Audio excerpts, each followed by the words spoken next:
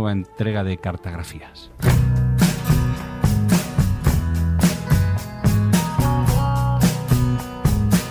Cartografías. Historias por correspondencia con Laura Piñero.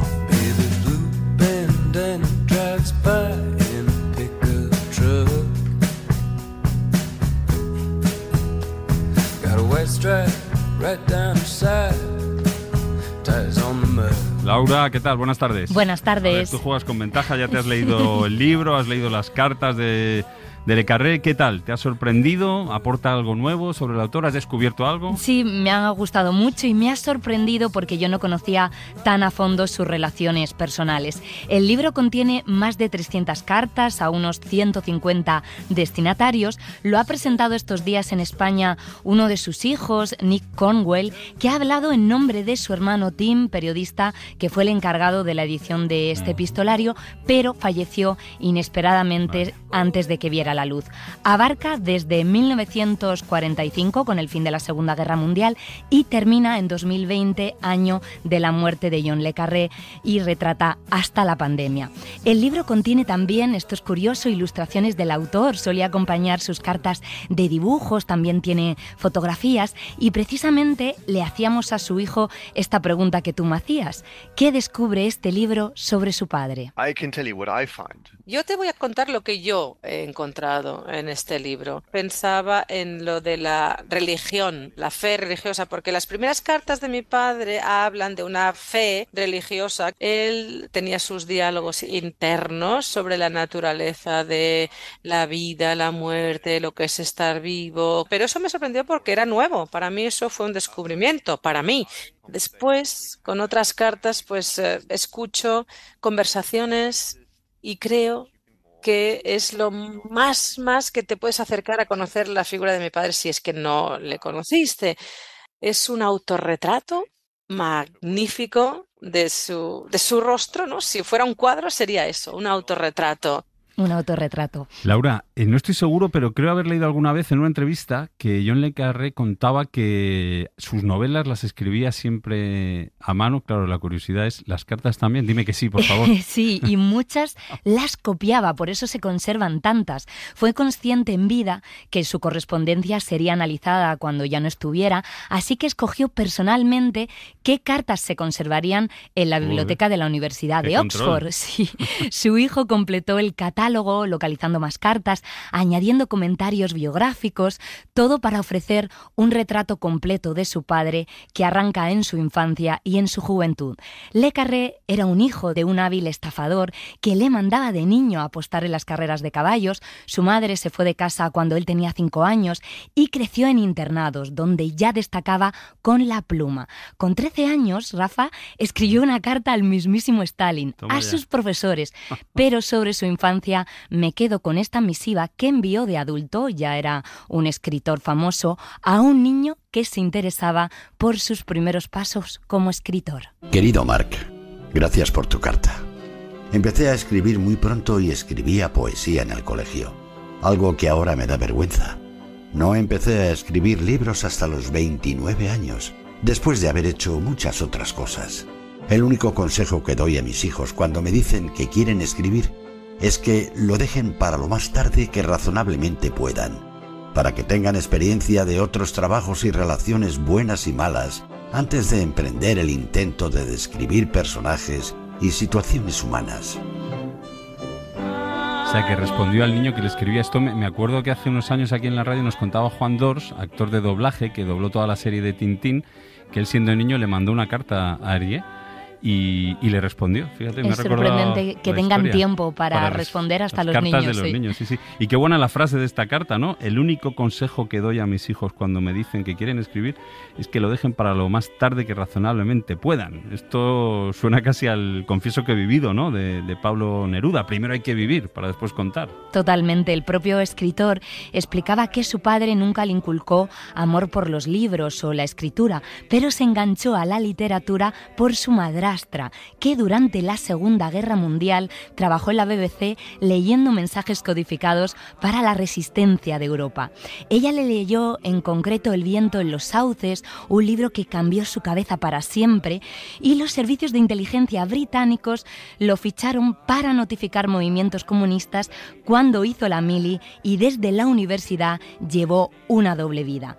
Le Carré trabajó de profesor de alemán, como diplomático, aunque en realidad todo era una tapadera y su trabajo principal era el de espía. En Graz, Austria, como oficial del Servicio Nacional de Seguridad sobre el terreno durante la ocupación cuatripartita del país, tuve a mis órdenes a mi primer ordenanza, un canallita austriaco de ojos azules llamado Freddy, que tenía una moto y una lengua muy suelta.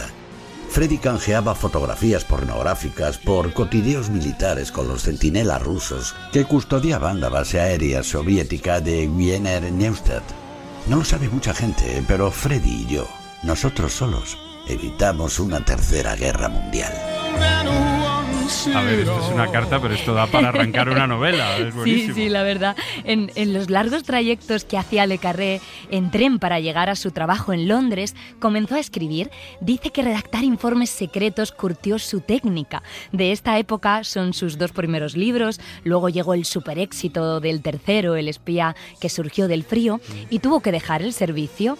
Cartas con detalles sobre sus misiones secretas no hay, como es lógico, pero vamos conociendo detalles porque se carteó durante toda la vida con sus antiguos compañeros de servicio. Mi carta favorita sobre su pasado como espía es esta, en la que recuerda su despacho secreto para la ambientación de una película basada en uno de sus libros. El despacho de Luxmore sería bastante grande y escaso. Los espías tienen la exasperante costumbre de esconder en los cajones los papeles que tienen encima de la mesa en cuanto entras. Sin duda podría tener un mapa de su región en la pared, pero cualquier señal que haya en él tendría que estar codificada y ser removible, para que no puedan interpretarla los empleados de la limpieza que pasan por la noche. Tendría grandes ventanales con vistas al otro lado del río. El cristal sería blindado. Todo ello para impedir las fotografías de largo alcance y las balas de francotirador cortesía de Lira. Tendría 3 teléfonos, uno solamente de uso interno que no estaría conectado a ninguna central externa. El tercer teléfono sería un teléfono codificado. Está describiendo su despacho para ambientar una película, porque claro, Laura, muchos libros de John Le Carré se llevaron después al cine o a la televisión, y como escuchamos, él se implicaba mucho, ¿no?, en la producción y llegó a participar en guiones, escribiendo guiones. Sí, hay cartas compartidas en el libro con productores, actores, directores. En los 70 le pide por carta al actor Alex Guinness que sea el protagonista de la serie de la BBC El Topo. Consiguió convencerle por carta. Estimado Sir Alec, la BBC acaba de adquirir los derechos televisivos de El Topo, una novela que escribí hace unos años y cuya trama, narrativa y esencia se sostienen en un solo personaje, George Smile. La verdad es que ya desde que empecé a escribir sobre Smile, soñaba con que usted lo interpretase algún día. Usted es una compañía incómoda, como sospecho que lo es Smile. Cuando cualquiera de ustedes dos se moja los pies, no puedo evitar estremecerme. Leipzig had a man called Kirov in play, a Russian intelligence officer based on Paris. Is this Kirov? Yes, could be. And is? Sure. Luego, Rafa, es muy interesante la correspondencia vinculada al trabajo de documentación que hacía sobre el terreno para sus libros. Solía viajar a los escenarios reales y solicitaba ayuda a especialistas en tráfico de armas, blanqueo de capitales, criminólogos, en cartas que se conservan. Estuvo en Oriente Medio, Tailandia, Rusia. Un profesor de historia, por ejemplo, le ayudó con la documentación de un traidor como los nuestros. Querido profesor, y me tomo la libertad de escribirle para preguntarle si podría dedicarme una hora de su tiempo. Actualmente estoy trabajando en una novela que aborda el conflicto entre Osetia e Ingusetia y que especula sobre si podría desembocar en una guerra abierta. El libro termina en el Cáucaso, a donde todavía no he ido, como tampoco mi protagonista, por lo que ambos llegaremos sin saber nada de la zona. Cuando me sumerjo en estas cosas, otorgo mucha importancia a dar con la nota adecuada y le agradecería enormemente la oportunidad de sentarme a sus pies a escucharlo. Necesito su ayuda. Mi ayuda, ¿pero en qué? Soy profesor. Lleve esto al MI6. Claro, ahí se notaba la facilidad que tenía por haber sido espía, ¿no? Antes que escritor. Sí, Laura, el total. escritor estuvo también toda su vida muy comprometido, y lo hacía públicamente, ¿no?, con los derechos humanos. Sí, eso está en las cartas. Habló También. públicamente sobre fascismo, contra la guerra de Irak, detestaba a los políticos británicos, a Donald Trump, pidió la nacionalidad irlandesa y causó mucho revuelo con su libro El jardinero fiel, donde ponía el foco sobre la industria farmacéutica. Los directivos del gigante farmacéutico Novartis le invitaron a viajar a Basilea para un debate con miembros de la empresa que él rechazó por carta. No es el libro lo que suscita esta petición. Lo que en realidad está creando un creciente malestar, cuando no indignación, es la serie de entrevistas que el señor Corwell está concediendo actualmente a medios de comunicación de Estados Unidos y de Europa. Según las citas, en ellas describe nuestra industria como un grupo de criminales codiciosos que ignoran los derechos humanos básicos para maximizar sus beneficios. Sabemos que hay problemas que nuestra industria ha tardado en abordar. Sin embargo, nos preguntamos si el señor Corwell está en una posición moral tan fuerte como para atacarnos en público, cuando al mismo tiempo tiene un claro interés comercial en incrementar las ventas de su libro. También nos gustaría saber si tiene el valor de repetir su desafío delante de nuestros empleados o directivos. Ya no tengo hogar, Tim. Tessa era mi hogar. Me siento segura contigo. No matamos a gente que no hubiese muerto de todas maneras. Qué suerte hemos tenido de que todas estas conversaciones fueran por carta, ¿no?, para poder recordarlas. Sí. Ahora. Oye, ese libro, el jardinero fiel, también acabó en la gran pantalla, también se llevó al cine.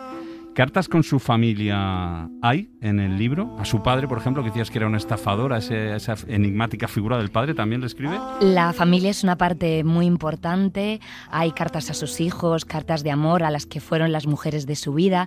De su padre solo leemos una carta, pero se refiere a él en distintas misivas, a ese estafador fantasioso que tanto le inspiró, sobre todo en la película, en el libro Un espía perfecto. Su padre estafó miles de libras con empresas fantasma a mucha gente, engañó hasta a sus propios amigos. En una carta, las hermanas del padre le reprochan al escritor que se hubiera basado en hechos reales familiares para el libro. Tenía material ahí. Sí, él contesta con mucha elegancia. No creo que se haya escrito nunca una novela de alguna calidad que no haya ofendido a alguien. Si Dickens se hubiera reprimido sobre los hechos de su infancia, no tendríamos a Dickens. La justificación de lo que he hecho, si alguna es necesaria, está sin duda en el consuelo que he proporcionado a las personas que viven o han vivido a la sombra de su propio Rooney.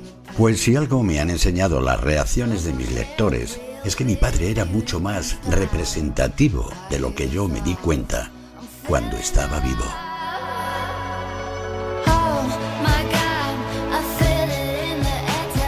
Su hijo cuenta, Rafa, que Le Carré intentaba contestar también a las numerosas cartas de desconocidos que le llegaban, como al niño que escuchábamos antes. Tenía una carpeta llamada Gente Difícil. Vaya. Le llegaban amenazas, cartas de antiguos espías, de gente que quería ser espía, familiares de desaparecidos desesperados. El escritor falleció a los 89 años de una neumonía, pero antes se había inventado un lenguaje en clave para referirse al cáncer que sufría. Llamaba, por ejemplo, a la quimio bombardeo nuclear, y sus últimas cartas las encontró su hijo en su despacho. Le Carré escribió misivas hasta sobre su propio funeral. Decía que si para algo sirve un escritor es para expresar en voz alta lo que otros quizás sienten y no pueden expresar. He tenido una vida increíble, contra todo pronóstico. Pasé de ser un hombre malo a un hombre mucho mejor. Amo el esplendor de la creación y creo en algún modo de triunfo de ese esplendor. Todos vosotros sois mis hijos favoritos. No tengo palabras para expresar cuánto lamento el fracaso de mi primer matrimonio y el dolor que os infligió a todos. Pero yo no sabía nada de la vida en aquellos días. No había aprendido nada del amor personal. No tenía otra identidad que la terrible necesidad de escapar de mi vil infancia, que de algún modo se me reconociera. Triumphantly, won't you help to sing these songs of freedom? 'Cause all I ever had redemption songs. Cartas incluso hasta sobre su propio funeral. Eso sí que es muy fuerte. Género epistolar hasta el final.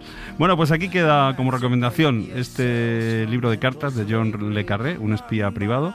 Y este fin de semana, por cierto, se estrena también en Apple TV Volar en Círculos, un documental sobre su obra. Así que, bueno, varias recomendaciones buenas sobre le Carré. Muchas gracias, Laura. Un placer. Nos encantan estas historias de espías en la ficción, en la realidad y también en la música.